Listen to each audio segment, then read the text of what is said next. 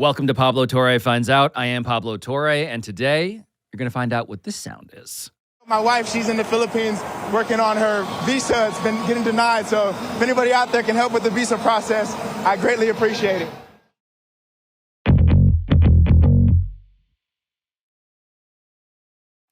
For people who are not watching us and just listening, you should know that something very important is happening. You tell me what that is. We have taken our shoes off, left them at the door, because this is about to be the most Filipino-American interview in sports history. Because in my house growing up, I would get yelled at. Absolutely, because it's filthy. It's disgusting. I don't know why it's not a worldwide thing. It's a Filipino thing. You better take your shoes off before you come in the house and leave them at the door. We're going to discuss many things of global importance. I don't know if there'll be a more important one than it's gross that you Americans don't take your shoes off when you get home. Yes, and we are clean. I do want to establish for people who are not in the room with us that you've invited me into your home, and this is a special occasion. So sincerely, thanks for letting us, set all this junk up. Yeah, thank you for being here. This is big time, just being able to meet you in New York and then come here now. And we talked about it for a while, but finally we're able to make it happen. And what better way to do it than in my place? So. Yeah. It's not easy to meet with an NFL player like this in the middle of their season, but Cam Bynum, as you'll see, isn't most NFL players. I had first met Cam back in New York City in May, and I had no idea at the time that the 5-2 Vikings would turn out to be this good. But what I did know, as of a year ago, almost exactly actually, is that I wanted to tell Cam's story. And I wanted to tell the story of his wife, Lane.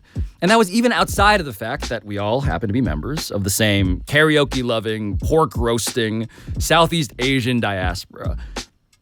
And so when I caught wind of a party being planned for the pivotal Lions-Vikings game, which took place 9 days ago, in the middle of October, which you should also know happens to be Filipino-American History Month, I wanted to visit with the 26-year-old starting safety for the Vikings in person.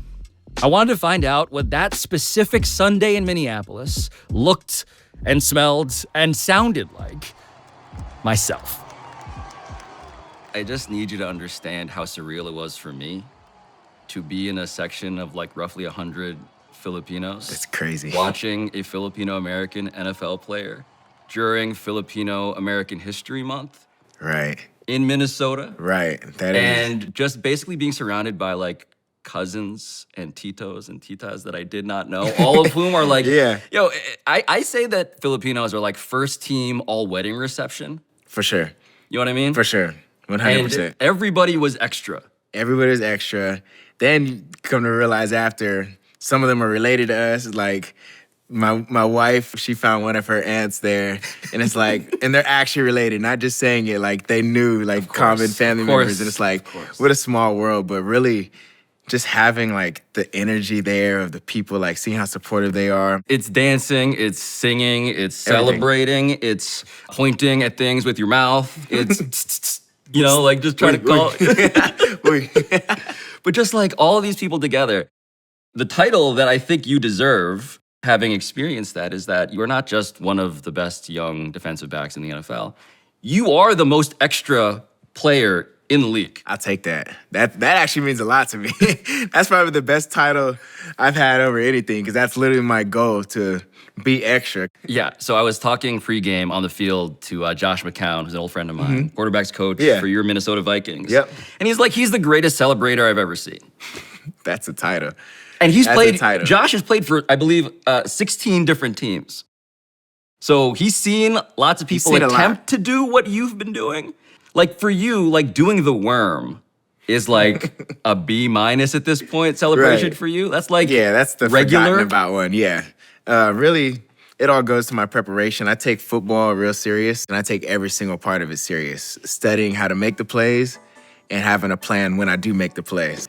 Every celebration is okay, there's some thought, some creativity behind it, because I'm I always say it has to be a movie. I want people to be entertained when they're watching this. Two receivers left, two right. Rodgers blitzed again. He'll fire over the middle. Intercepted!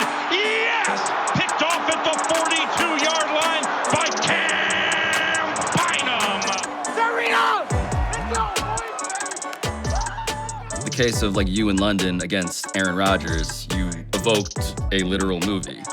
They recreated the famous handshake from The Parent Trap. Let's take a look. It's so good. One of the best movies out too, and it was based in London. So it's like so that's the levels I'm talking about. to getting Lindsay Lohan to appreciate that you were pulling off That's the big time. multi-part Parent Trap dance. That's big time. One of the greatest of our generation. Every childhood movie she was in. And actually executing It's absurd. the handshake. It's absurd to be like, I'm gonna be ready just in case I pick off Aaron Rodgers. Oh, I knew it was gonna happen. The 40. He dropped it. He dropped it. Minnesota Vikings football. What's the math on fumble recovery at Lambeau week before that against the Packers? Because you hit a casual backflip. That was a thirsty celebration because I didn't even force the fumble. So I was gonna say I was about to hold you to account. You were just ready though. I was ready, and it was like I kind of rushed it. I should have waited for an interception to use the backflip. The guy that forced the fumble, you get all the praise because that's the hardest part. Picking it up, jumping on the ball is nothing. But I'm like, I have the ball in my hand. I'm doing it. The week before that, it's the Texans game. Yeah. C.J. Stroud back to pass. Patrick Jones got picked up. Fires over the middle. Intercepted. Cam Bynum. His first. Deep in you, did you always want to do the Usher glitch dance? Yes. A number of defensive celebrations for the Minnesota Vikings.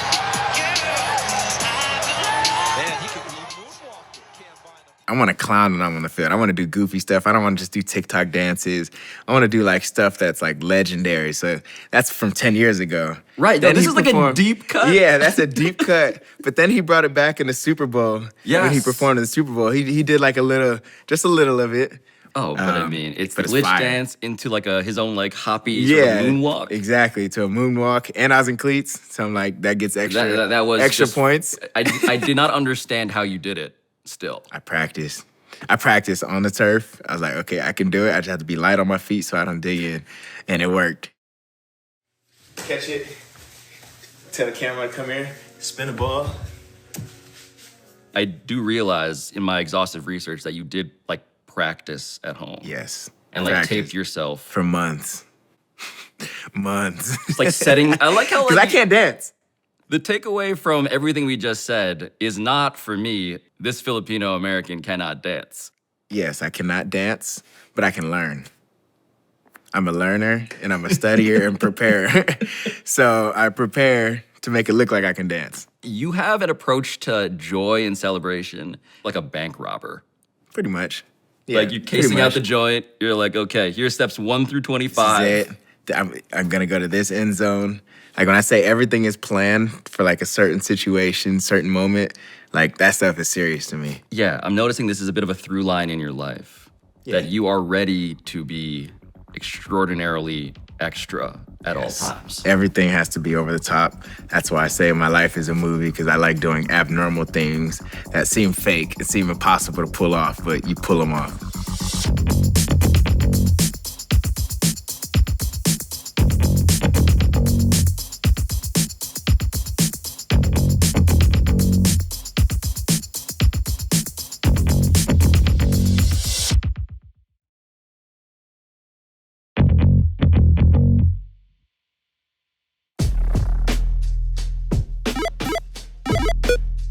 So it's probably worth observing here that Cam Bynum, at around 6 feet tall, 200 or so pounds, is far from the biggest or strongest or fastest athlete in the league. But he did have more tackles than any defensive back in the NFL last season. And to truly understand the reputation of a safety like this, you should probably hear from a very specific demographic: wide receivers. What's the hardest hit you've ever taken? This past year, dude 24 from the Vikings. Cam Bynum? As this clip of Detroit's Amon-Ra St. Brown interviewing Chicago's DJ Moore might indicate. He blew my back out, and I was like, dog, ran a seam route. He came out of nowhere. I thought I had a clean catch. He said, boom. I said, ooh. I was like, my whole face showed on the screen and everything. I was like, dog, I gotta get out. But the thing that made Cam himself feel that way happened back when he got to college at Cal Berkeley as a cornerback. And he realized that his real childhood dream, a dream shared by many young Asian Americans, was not gonna go as planned. Which I, of course, could very personally relate to. I took becoming a doctor really serious.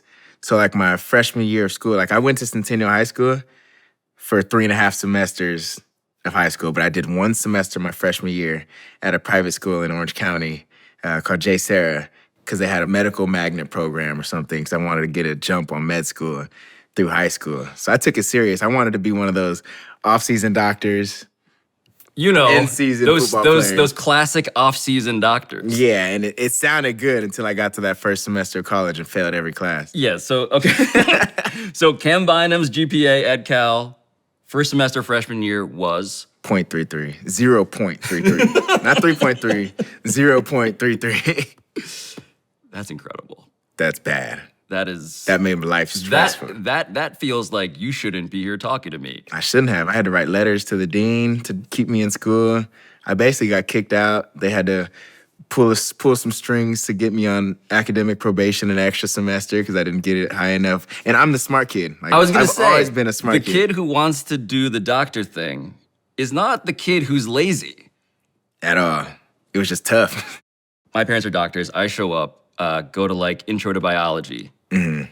And I get the syllabus, and I look at the syllabus, I look around the room, and I'm like, I'm never gonna come back to this class. Exactly. And I pulled the parachute cord way before you did, it turns out. I tried to stick it out a whole semester, and I didn't even get to the hard classes yet. So I wanna get to your theory of talent, though, right? Mm-hmm. Because what you learned in college when you pivoted away from pre-med, you ended up sort of understanding even your own sort of like life story in football a bit more. Right. Which is to say that by your own estimation, it doesn't sound like you were fast, you were strong, but you weren't the fastest or the strongest. And it sounds like you taught yourself technique. You have to do certain things right if you want to have sustained success or if you want to get to that point if you're behind. So for me, I was behind. I was like one of the smallest kids on the team, really slow, really below average. My sophomore year, I was 5th string on JV. You know, most NFL players you talk to. 5th string on JV is basically not on the team. Exactly. So there's games where we're blowing a team out 60-0, and I still maybe might get in the last minute of the game when they're taking a knee. But there are games like I didn't touch the field at all. I didn't realize this. Yeah. That's bad. That's terrible. And you talk to most other NFL players, all of them freshman starters on varsity, and just seeing how behind I was, it's like, okay, how can I get better? And I found a coach, my trainer, Anthony Brown. He still trains me to this day. And he said, I don't care how slow you are. I don't care how small you are. I can build you. I can get you to college. You guys won't be paying for college. And he went up to my dad and said, I need to see him at 5 a.m. tomorrow. And the 5 a.m. was just a lift, just to see. We were just lifted. He's not even like a lifting coach, but he just wanted to see where I was mentally, if like I'm willing to put the work in. And so from that end of that sophomore season to the start of my junior season, I went from 5th string on JV to varsity starter. And that was just because I showed up every day at 5 a.m. for that entire summer. Didn't post anything. Everybody was like tripping, like, how did Cam get good? He's balling out of nowhere. Like, this guy sucked, and now he doesn't suck anymore. Where if I do something well, they're cheering for like, whoa, no way, he just beat the varsity receiver. And then I'm like, it becomes consistent, and then now I go from there to being able to really just learn the game and know the game. And that same process of being a technician, just training little small details, the rhythm, the footwork, the eyes, that just brought me to the NFL, and I train the same exact things now. I mean, you do realize that your approach to celebrating has also been your approach to learning how to play football. Exactly. Everything's detailed, everything's thought out. Surprising to people when it pays off. Yes, being a surprise, and I'll do the right thing, whether it's on or off the field, and it'll pay off. You know, when you go to the NFL and the Vikings take you in the 4th round, and they switch you, right? You were a cornerback at Cal. Yeah. You're a safety now. It sounds like, a safety is not just a technician, but also kind of a choreographer. Yes, choreographer, a leader. You're really orchestrating. I like saying conductor. Yeah, conductor of an orchestra. You have to tell everybody what to do, or else we're all going to be wrong. So if you're studying choreography in this sense, and you're also like there to sort of scan the field and make sure you're aware that your eyes are always moving, I'm curious how you scouted your wife. Great question. How does this bring us to that moment? She's from the Philippines, but she got hired to perform with her dance team in Dubai.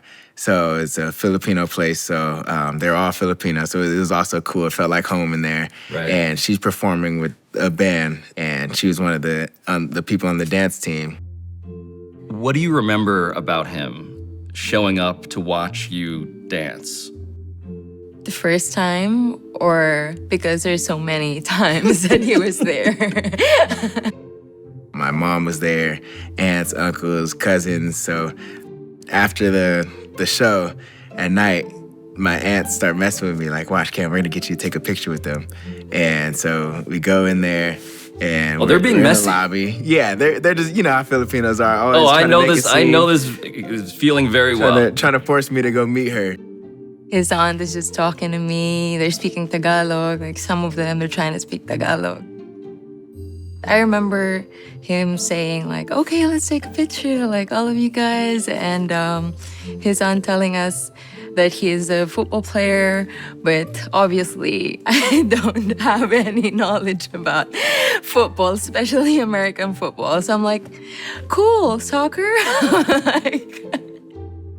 So I take a picture with the dance team, and then they keep talking to specifically my wife.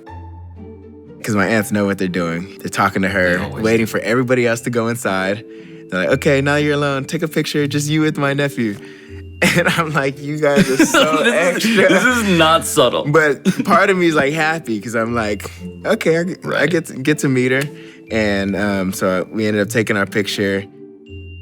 His aunt followed me on Instagram first, and then I think his mom, and then... Wait a minute. So, and then Cam. Hold on. Cam was third string in terms of people from the If Bynum I remember family? it right. So we get home with my family, and my mom says, it feels like we've known her for a while. And it was just like a weird piece when I met her, like, wow, she seems really genuine. And so, you know, as we show up the next day, you become the biggest fan of this dance team because in history. The place is like fun. One night, you know, we're ready to perform, and that time I'm preparing to do my backflip. So You can backflip also? with the help of my my How many teammates. people in his family can backflip? This is like a funny story because I didn't know he came back, and then he just popped up and like, hey, started cheering, and I'm like, wait, same guy? Like he's back? Day in and day out, we kept showing up, got to know her a little more. We only talked like 5-10 minutes every day, but it was like old school where you get to see in person every day. You're not texting, not calling, but you're just showing up in person every day. I just felt peace in my heart from God, like, okay, give her a try. This scene is different. This feeling is different, and I felt that like directly from God. So all of this is feeling like, again, in retrospect, this is all making sense. But how long does it take you to actually propose? 9 months. So this plan, the plan of, okay, within 9 months, I'm proposing. You don't, as far as I know, you did not actually live in Dubai. No. How does this all work? So the Philippines was our hub. I'm really a really intentional person, so we made sure to, a little bit. My mindset was, okay, if we're gonna think about dating, we need to, you know, do things where we can evaluate each other. So let's go serve with our church. I've been wanting to do some things with like the Filipino community and want to give back. That's been my dream. So really our first few months together was being able to serve our people. And I was able to evaluate, okay, how does she treat people? How does she talk to people? How does she treat people that can't do something for her in return? And what does her heart look like? And being able to do that from the beginning of our dating, set everything up. The proposal itself feels like Ocean's 11, like a bank heist. Yes. So, okay, yes. So walk me through the steps here, because it's about as elaborate a routine as I've ever seen. Yes, it was a process. Our pre-marriage counseling, I told them, okay, give us an assignment where we can't talk to each other for a few days, basically do fasting from each other, where we have to prepare our vows and everything. You got the marriage counselor involved, so it doesn't look like I'm in it. So I told them. You're a psychopath. Yeah, I am. I'm genius. So I told them, okay, tell her that you guys can't talk for 3 days so you can prepare your vows. Did you know that he had gotten the marriage counselor in on this plan? Actually, that's like every time my friends will ask me, so how did he propose? I love to say he lied because that is like a funny way to tell the story. We had a long process, so we had to kind of plan our wedding, and I had to plan the proposal because we only have a short window of off season. You're doing this during the NFL season. During an NFL From season. the United States to the Philippines. Yes. So it gave me time to get there. We rented the place out where we had one of our first, quote unquote, like fancy dates. We are here, Balay.co, February 1st, 2023. Lane has no clue I'm in the Philippines, one. She has no clue I'm about to propose to her, but this is exactly how it's about to work. Come on.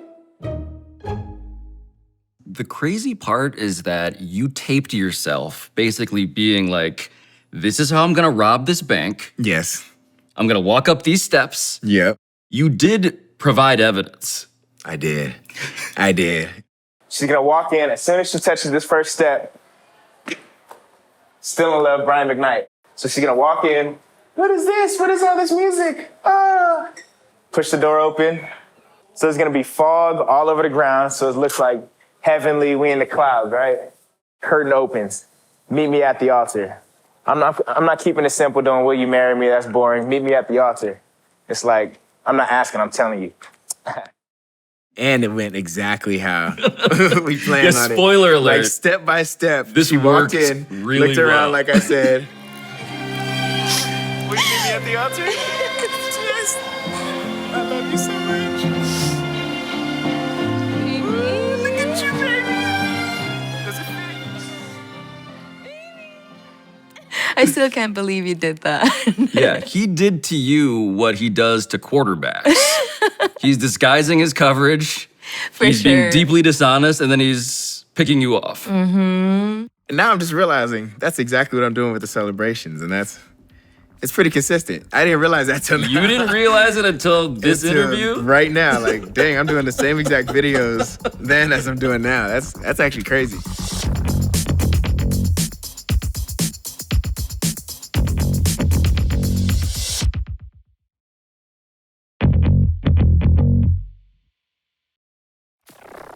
She says yes. And you become husband and wife. The problem being that she had never been to the United States at this point. Right. Had you considered this? I'd never considered it until a few months into dating. I'm like, you want to come to a game? And she said, I can't. I said, what do you mean? No, I can just buy your plane ticket. You can come to a game. She's like, no, I can't. I said, what do you mean you can't? I got it. Like, I'll take care of it. She said, I literally can't come to the States. So I had to do my research because only thing I thought a visa was a debit card. A visa, in fact, is a document that allows a foreign citizen to enter the United States for a specific purpose. And visas are notoriously difficult to get. At this point, for instance, Lane Bynum had applied and been denied 3 separate times over almost 2 years. Twice for a tourist visa and once for a spousal visa. And this was with no real clarity, she says, on what she could do differently to get it accepted or how long it would even take. And none of that is particularly uncommon. As much as we always want to talk about the positive side of it, it was so hard because the time difference and being married and knowing that, okay, I can't be with my husband. And like, this is a very important time for us, like season for us to really spend time together. And also, you know, like him as a professional athlete, you need to know like, okay, what do you need right now? Do you want me to be an encourager or just be your friend and listen to you, and I don't know how to like start the conversation. Sometimes we're just on FaceTime and we don't know what to say because we're just both sad, and like realizing that okay, we still have a few months and it's not guaranteed that we will be together next year, or maybe we need to wait a few more years. And we got married, and I feel like we got everything like so easy. And then there's this one thing that we don't have any control.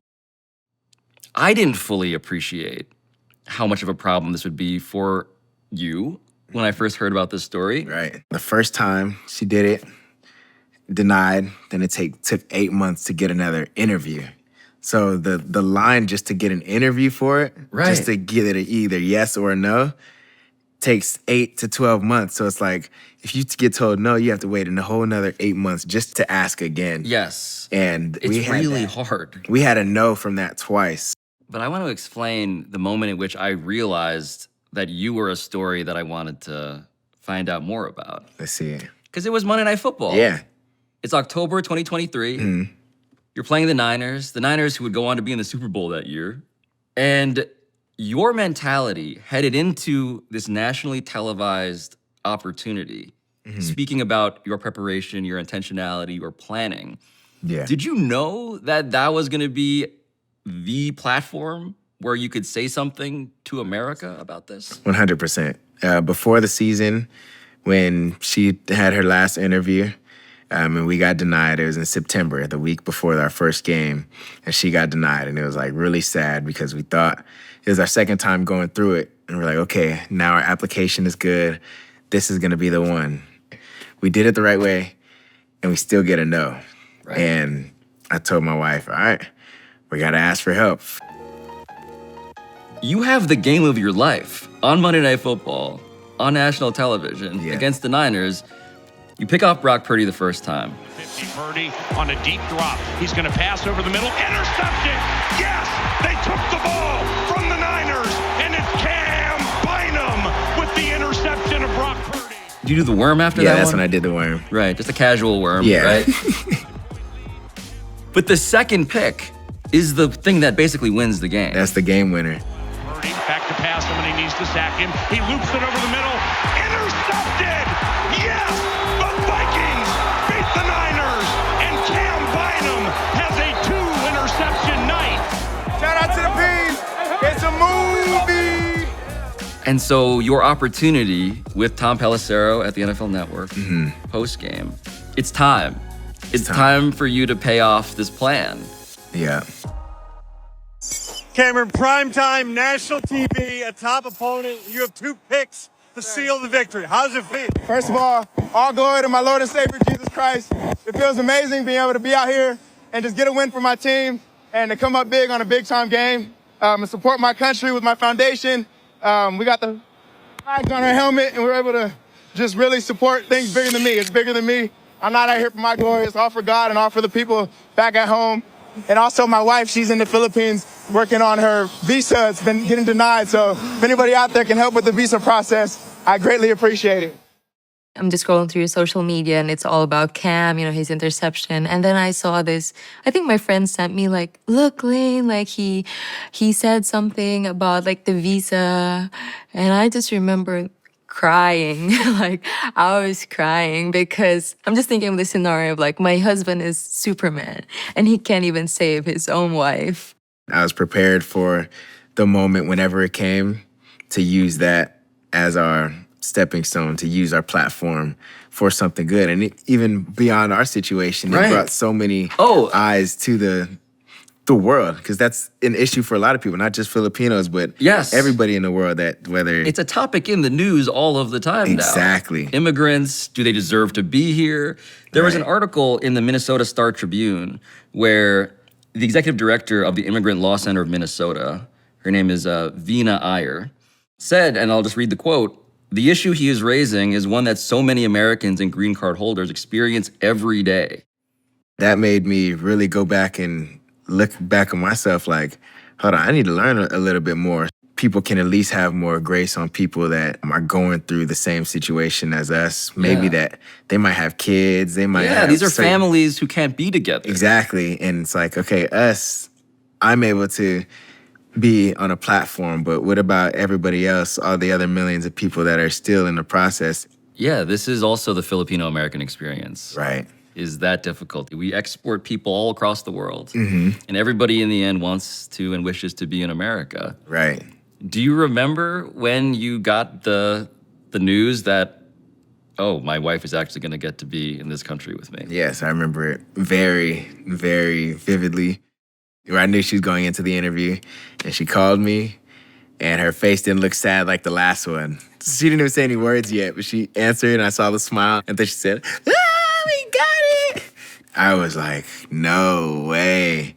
So we start adding everybody to the FaceTime call. Add my mom, add my siblings, add my cousins. Then we're like, all right, let's book this flight. She needs to be at the next home game. Lane Bynum had finally been granted a temporary tourist visa, and she and Cam both say that for all the attention that her case had received as a result of Monday Night Football, there was no special expediting of the process, it turned out, and that Lane, right now, is actually still working her way through the system, hoping that her spousal visa will eventually get approved. Although one giant hurdle has finally been overcome. Do you remember what it was like for your plane to actually land in the United States of America for the first time in your life? Yeah, I remember for sure. How can I forget? And my mother-in-law, she had to fly to the Philippines to pick me up. And then you got a chaperone. Yes. And then I landed in San Francisco. It's just wild watching his game in one of like the establishments in San Francisco. And I'm like, okay, all the people is just like super excited to watch a game. And it's not like that in the Philippines. Right, so, like these purple shirts are really popular, it turns out. Yeah, and like all the families, we're just there watching his game. And me thinking, wow, like I will see him in like 3 hours. Finally being able to see my wife, I'm about to cry.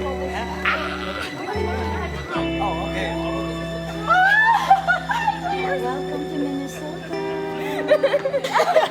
She's crying. We made her cry. Thank you to my beautiful family. Thank you to all of you that have helped. We did it. My wife is here. Finally home.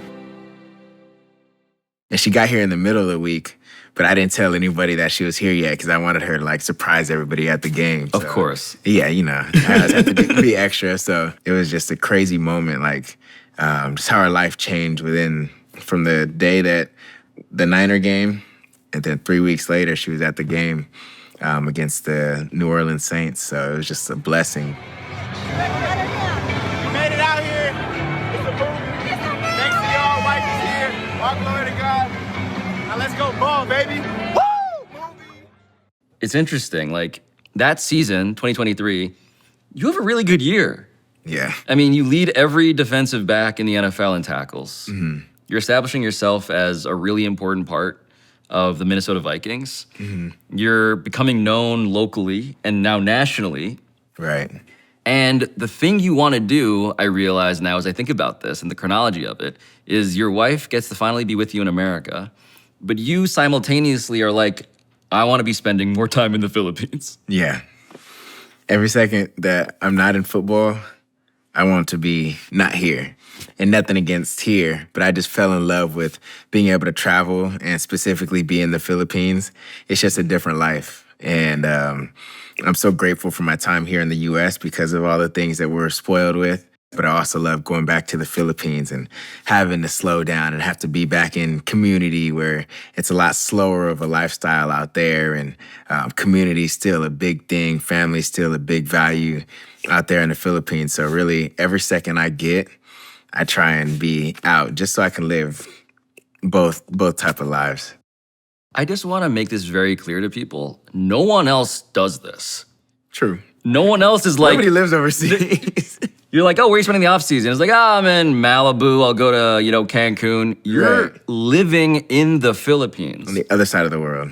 In the off seasons. Yes. I really gave it a shot to live there and ended up falling in love with it. On top of my wife being from there, that's for sure a big reason because her family, everybody's there. And she really helps me when I'm out there, be able to really know how to live life out there. But being able to go feel the experience of actually living there and be a local and not just go to the beaches and all the, island hopping, all that's fun. But I have more fun being in Manila. I just like how you're like the one guy who's like, I love sitting in traffic in Manila. There's something about slow. As long as I'm not driving. I hate sitting in it if I'm driving, but if it's a 2-hour drive and I'm in the back seat, I'm good.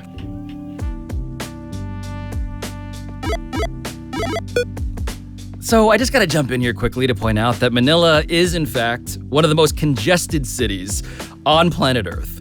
It is not a beachside resort.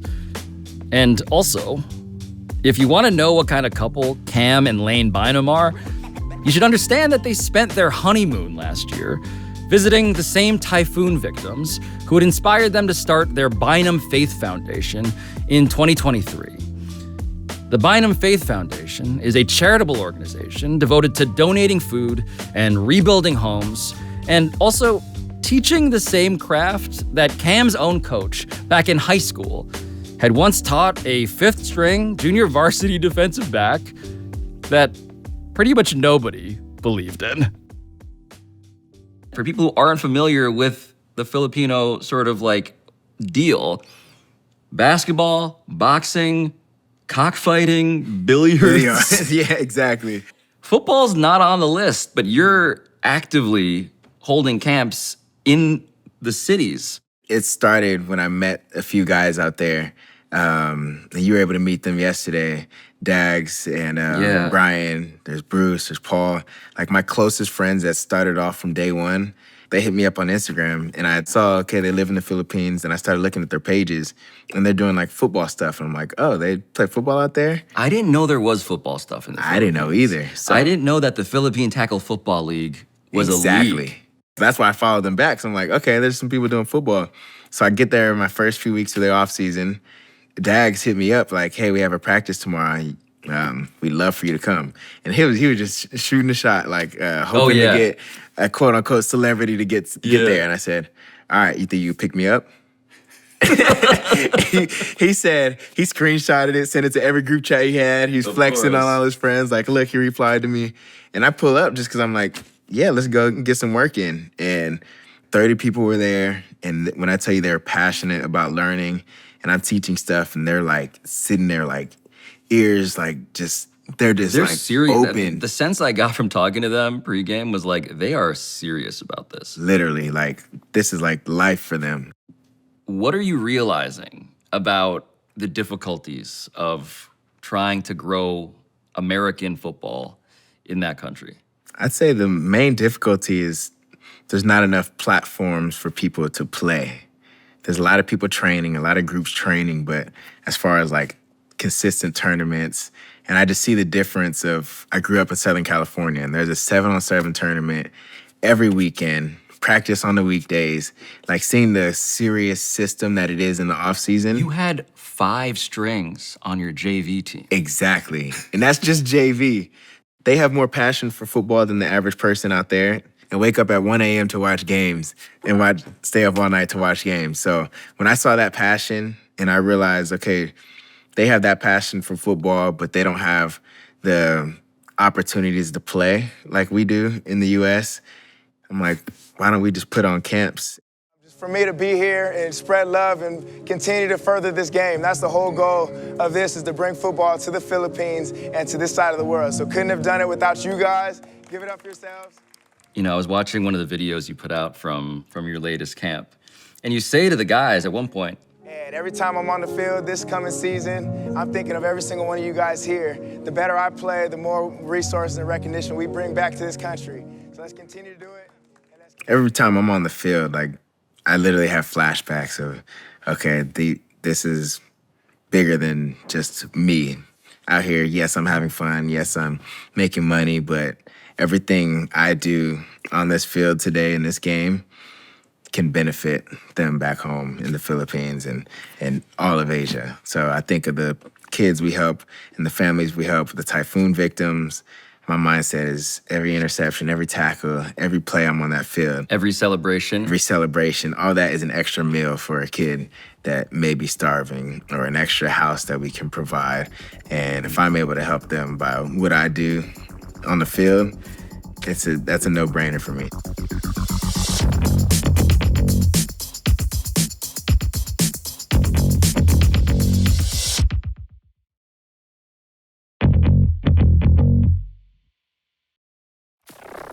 So I do want to go back to what it was like for me to watch this game in that section, and then really like experience the post game. So for people who are unfamiliar, this was Lions-Vikings. This felt like a preview of the NFC title game, frankly. I'll say it. It was a thriller, maybe the best division in NFL history just based on the statistics. And it's tight, it's close. You guys lose on a field goal. From 44 for the lead. Bates has delivered. Detroit is on top with 15 seconds. And you're shaking your head because that has got to suck. Yes, it does, especially being undefeated and on top of it being a divisional rival. Right. And so post-game, all of these Filipinos, the 100 of us, are wondering, is Cam gonna like stop by? Right. Because it's like, because you guys hadn't lost all year, and it's like, this sucks and it's miserable. And can you describe what you saw when you did, in fact, show up? Yeah, so even before I came out, you know, the disappointment of when we lost the game, it's like, I just want to come sit here in this locker room, take my time. And, you know, as a competitor, you hate losing. But I had to really rewind my mind to, okay, be a human and don't be a football player right now. Go appreciate all the people that are here. The fact that everybody waited that long for me and just to go come get a picture and to just be able to let me know that they're supporting and to really just show their love after the game, whether we win or lost, like that meant so much for me to come out there and to see 100 people out there waiting and coming to my game to support me with my jersey on, with shirts customized for me that day. I wouldn't have imagined this as a kid. Yeah, I mean, to be clear, the reason I wanted to come visit you and fly from New York to Minnesota was because I also did not imagine this when I was a kid. Right. That scene in Minnesota with, again, a Filipino-American, like, rising star in the league. And then the post-game. So I was sitting next to Budava, who is the head of, the Phil Minnesotan Association. And he's like, you should stop by. We're having a tailgate. Right. And it was at the Philippine Center of Minnesota, a place I did not know, again, even existed. Exactly. I go out there, and I'm like, this is the reason I came. It was beautiful. It was the sun setting. It was the leaves turning. And here are all of these Filipinos in Bynum jerseys. Exactly. With the smell of Filipino food. Of Filipino food in a place I did not expect to smell it. It was genuinely moving. It was. When I drove up and parked my car and I'm just looking at all these people that gathered for that specific reason to come support me and support the Filipino community. On top of that, the smell of the food. On top of that, seeing families and kids running around. Yes. And I'm like, wow, this feels like home. There's, again, just this running theme in this story and in your life of celebration. And here you have people who, again, you're not supposed to feel this way after you lose. Right. You're not supposed to have this kind of a feast. Exactly. I was housing lumpia. I was housing sisig. Yes. You know, just like fried pork face. I was eating rice on top of a mailbox at one point. I was watching you, and I was sort of like seeing you get emotional. As, by the way, the mayor of Maplewood was there. I didn't know that you had secretly prepared. Well, hold on. How did the mayor of Maplewood know the Parent Trap dance? So she came up to me and said, hey, I'm the mayor. I said, whoa, you're the first mayor I've ever met in the U.S. So that was cool in one. Then she said, can we do the Parent Trap handshake? I said, you know it? She said, duh.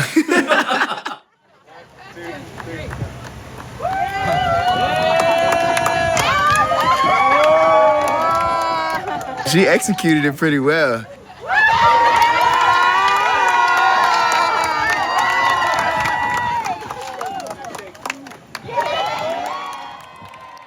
I didn't expect that. I didn't know that I was gonna be bearing witness to a declaration, a legal official declaration, that October was going to be, in Minnesota, Filipino-American History Month. I, Barry Lee Abrams, Mayor of the City of Maplewood, do hereby proclaim October 2024 as Filipino-American History Month and recognize the Philippine Center of Minnesota for their outstanding contributions to our community. In witness whereof, I have hereunto set my hand on this 20th day of October 2024, signed Mary Lee Abrams. And that also, additionally, quote, the first recorded presence of Filipinos in the continental United States occurred on October 18th, 1587. 1587, when the Luzones Indios came ashore from the Spanish galleon Nuestra Señora de Esperanza and landed at what is now Morro Bay, California. See, I didn't know. We both found some shit out that day. I just left an NFL game and just pulled up to that. I'm like, cool. Turns out we've been here a long time, Cam. Right. Once again, I just thank you guys all for being here and making this happen. And I get emotional just seeing everybody gather for a cause and doing the things that we're able to do. So I appreciate you guys and love you guys. The fact that they had this program just to, honor Cam, and hearing it from them that they're really aware with what Cam is doing, that he's trying to represent, the Filipino culture. Seeing a lot of, more Filipinos in Minnesota. I'm just, wow, I feel like I'm home. Yes, we all wanted you guys to win, right? That's obvious and clear. For sure. But in terms of what it proved, to be able to celebrate like that after a defeat, it sort of isolated the variable of like, this is about more than just the Vikings are really good this year, guys. Like, we know that now. It's true. But it felt strangely like the culmination of your story in a way that you could not have planned, actually. Right. Like the payoff of this, like you didn't script it like this. That part of it, in its own way, made it that much more profound. It made me realize that it actually is bigger than football.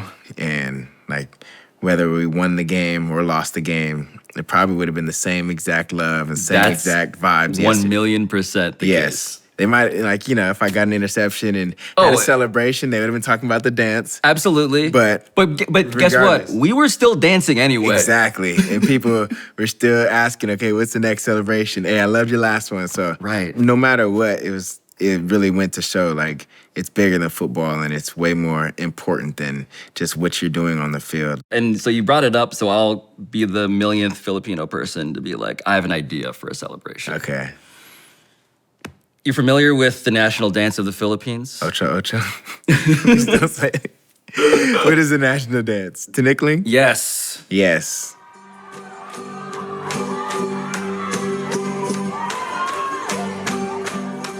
So for people who don't know, tinikling is basically double Dutch with bamboo poles. Yes. So you have people jumping in and out, except two friends on either side are banging bamboo sticks. Yes, yeah, exactly, exactly. I feel like you can pull that off. Easily. But I wanted to wait a little bit so I can teach the guys holding the imaginary sticks to be masters at it. And I want to learn a cool routine, like the footwork of it. Yes. Because if I do it, I want it to be like exactly how it should be. All right. Who are we calling out? Is it Harrison? Harrison Smith and Josh Metellus. And Josh Metellus. Those are my two. Josh and Harrison. Safety. Where's the camera? Which camera are we looking into? Let's go this one. This one? Right there? Perfect. I see both of us pointing at Josh and Harrison. Learn how to bang bamboo poles on the ground so this man can fulfill his ethnic destiny. And the whole Filipino community would support you guys like they do to me, and you'll have the keys to the city when you go to the Philippines. Granted, that city is mostly made of pork. They both eat pork, so we're good. Cam Bynum, happy Filipino-American History Month. Same to you. It's been a pleasure, man. Appreciate you for everything.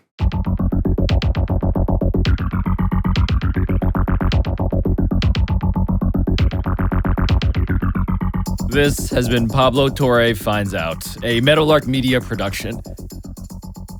And I'll talk to you next time.